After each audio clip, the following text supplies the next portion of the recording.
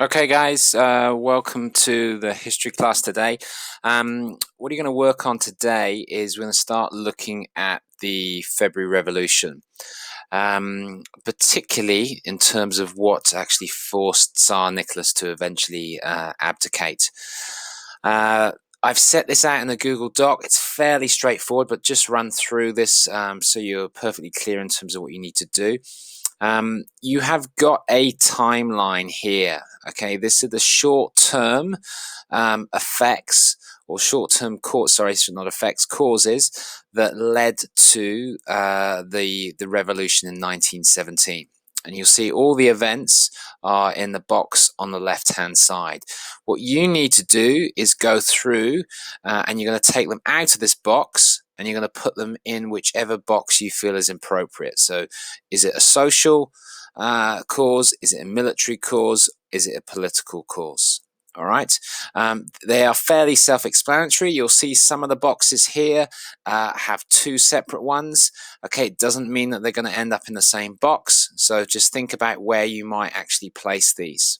Okay, once you've moved all of these out of the events column, you can then delete the events column. You'll be done with that. So everything then should be spaced amongst the three columns that are titled social, military, or political. Okay, so that's had a look at some of the short-term causes of the February Revolution.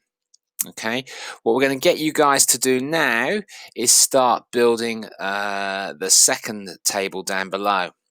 Okay, where you're actually taking some of the evidence, particularly from this timeline you've created up here, and using it to back up your interpretation. Okay, so you're going to analyze why did the Tsar lose support in 1917. Okay, now you'll use the information from the above timeline, so this up here, to help you complete columns 1 and 2. Okay, these are the immediate short-term impacts. You then need to go back to your previous learning that we've done over the last few weeks and look at what were the midterm causes of the February Revolution. Okay, so think about things that have happened during the war. Okay, so think about the military losses that have taken place in the likes of Tannenberg. Think about the food shortages, taxation, inflation, social unrest. All of those are factors that led to the February Revolution. Okay, so all of those you need to include in here. Again, so you're using the notes and material that you've taken already. We're then going to look at actually long-term events, the things that happened, what was happening before World War One. Okay, so we could use things here like the issue of the fact that Russia was an autocracy and an autocratic state for hundreds and hundreds of years. That is a long-term cause. We could look at things like the Russo-Japanese War. Okay, we could look at the likes of things like poverty. All right, the failures of the October Manifesto. Those are much more long-term sort of causes that were existing and causing sort of a lot of unrest at that time. Okay, so you're going to then complete this table here before you actually write a final conclusion.